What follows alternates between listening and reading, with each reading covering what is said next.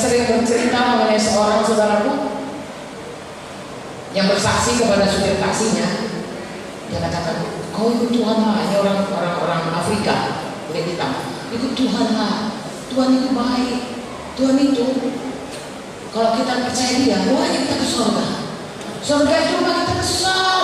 Biar bukan ada rumahmu di dunia ini, ada rumahmu dibikin Tuhan di surga. Jalannya emas.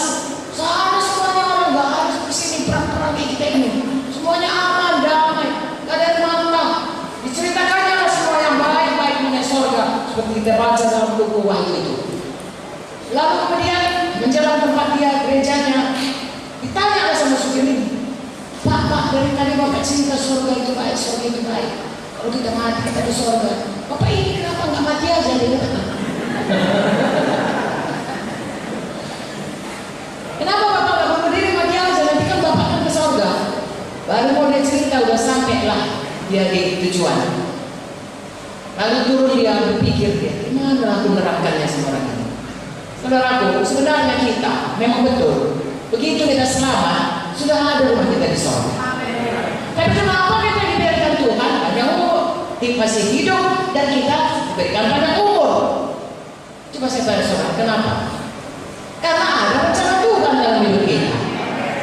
Dan saya dan saudara selama hidup di dunia kita hanya satu kali hidup di dunia ini. Gak bisa, cok dulu Tuhan, rupanya salah yang dulu, balik lagi, gak bisa. Sekali selamanya. Itu sebabnya saya dan saudara harus bersungguh-sungguh hati menghidupi hidup kita ini. Saya ulangi, kita hidup hanya sekali. Dan dalam kurun waktu yang tertentu. Mazmur berkata 70 tahun, kalau buat 80 tahun. Sesudah Eva paling lama 120 tahun katanya. Oke, katakanlah 100 bahkan 1000 tahun. Usia pertama sekitar 1000 tahun. 1000 tahun saudaraku, ya dibanding kekekalan itu juga ada apa-apanya. Hanya setitik dalam satu garis yang panjang yang tidak terhingga. Hidup kita di dunia yang 100 tahun ini. Dan dalam 100 tahun itu ditentukan bagaimana pola hidup kita dalam kekekalan itu. Itu sebabnya saya dan saudara harus bersungguh-sungguh hati. Dengan apa bersungguh hati? Apa kata Tuhan? Amin. Haleluya. Apa kata orang? Apa kata Tuhan yang betul? Amin. Orang kaya anak muda itu, saudaraku. Orang berkata, kali dia, kaya dia, begitu dia, begini dia. Kau jadilah seperti dia. Orang Tuhan akan berkata begitu pada anaknya. Tapi Tuhan berkata, kalau orang kaya pikirannya kaya saja. Maka Tuhan berkata, hai orang bodoh. Kau kaya dalam harta, tapi miskin secara rohani. Harta surga. Saudaraku, semua orang bilang orang muda ini baik. Kalau Tuhan berkata dia bodoh, bodohnya ini.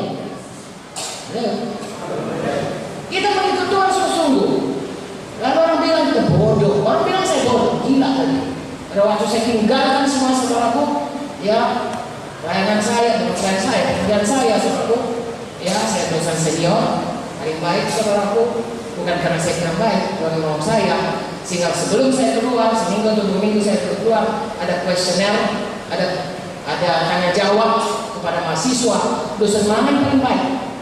Dosen mana paling baik cara mengajarnya, bahan yang diajarnya, ya, dan kemudian yang paling bisa dipakai kalau kita jadi dokter di periferi atau di desa di mana saja.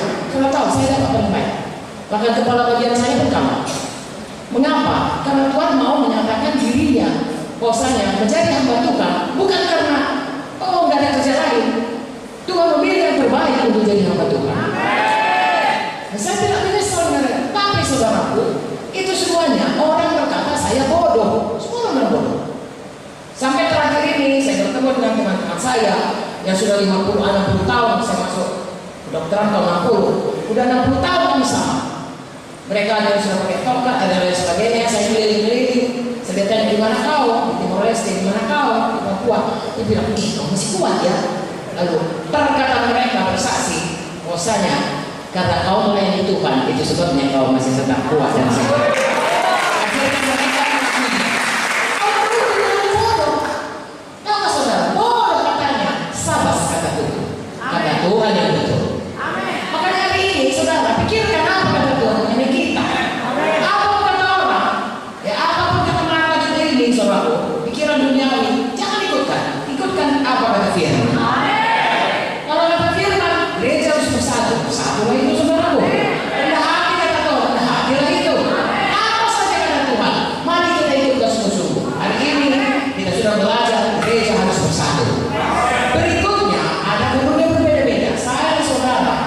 sebagai anggota tubuh punya karunia berbeda-beda. Bukan saya menentukannya, Tuhan yang menentukannya. Tiap-tiap kita bertanggung jawab untuk menjalankan karunia ini. Seperti kalau orang 5 talenta harus berbuat 5, 2 talenta berbuat 2, 1 talenta bukan gara-gara 1 dia dipakai Tuhan, karena tidak dijalankannya talentanya. Jadi saya dan saudara harus menemukan apa karunia Tuhan dalam kita dan melayani Tuhan sesuai dengan karunia itu. Haleluya. Dan tinggal bersehati dengan sesama tubuh Kristus di gereja lokal. Amin. Mari kita berdiri lagi sama-sama kita baca. Ayat 11 sampai ayat 16. Dan ialah yang memberikan baik rasul-rasul maupun nabi-nabi, baik pemerintah-pemerintah Injil maupun gembala-gembala dan pengajar-pengajar untuk memperlengkapi orang-orang kudus bagi pekerjaan pelayanan, bagi pembangunan tubuh Kristus, sampai kita semua telah mencapai kesatuan iman dan pengetahuan yang benar tentang anak Allah, kedewasaan penuh yang pertumbuhan sesuai dengan kepenuhan Kristus, sehingga kita bukan lagi anak-anak diombang-ambingkan berupa pengajaran kami pengajar oleh permainan palsu manusia dalam perincikan mereka yang menyesatkan. 15. Tetapi teguh berpegang pada kebenaran di dalam kasih, kita bertumbuh dalam segala hal karena Dia Kristus yang adalah kepala, daripadanya seluruh tubuh yang rapi tersusun dan diikat menjadi satu pada pelayanan semua bagiannya sesuai dengan kadar pekerjaan tiap-tiap anggota, menerima pertumbuhannya dan membangun dirinya dalam kasih. Ini sangat padat sekali. Oke, saudara tetap berdiri. Ayat 11. Ia memberikan rasul-rasul, nabi-nabi, pemerintah Injil kepada gembala, pengajar-pengajar. Ini pemimpin dalam sidang. Saya dengan cepat saya katakan, ya, kalau rasul-rasul dia punya karunia dari Tuhan untuk membangun sidang, memulai sidang, dan kemudian membangun sidang yang lain. Jadi kalau ada simbolga, ada cabangnya, ada cabangnya, ada cabangnya, itu panggilan rasul. Katakan amin. Ada yang kalau saudara yang punya hal seperti itu, saudara kembangkan, jangan nggak usah aku rasul, nggak gunanya. Yang perlu kerjakan saja. Dan biasanya ada tim. Kalau saudara lihat rasul-rasul ada timnya. Paulus sama Silas, ya, sama Barnabas dan sebagainya. Saudara bekerja sama sesama orang yang punya panggilan yang sama untuk membangun sidang ini. Amin. Ada lagi nabi-nabi. Nabi-nabi itu zaman perjanjian baru adalah untuk mengarahkan bagaimana sidang ini. Misalnya, kita perlu KKR sekarang ini. Nah, dikasih tahu sama ibu gembala, saya dapat dalam doa saya, kita perlu KKR ini supaya banyak lah, supaya roh penginjilan, supaya jiwa-jiwa bisa menginjil. Jangan banyaklah jiwa berbeda. Misalnya, saya rasa pujian penyembahan kita perlu ditingkatkan. Dua saat kita perlu dia. Saya rasa kita perlu buka. Nampaknya sudah terbuka pintu di kampung ini atau kota ini. Dan lain sebagainya. Menolong bekerja sama dengan rasul. Katakan amin. Lalu saudaraku bisa bertumbuh sedang itu bersama-sama. Haleluya. Tidak perlu saudara berkata, aku nabi. Kau dengar aku, kamu semua.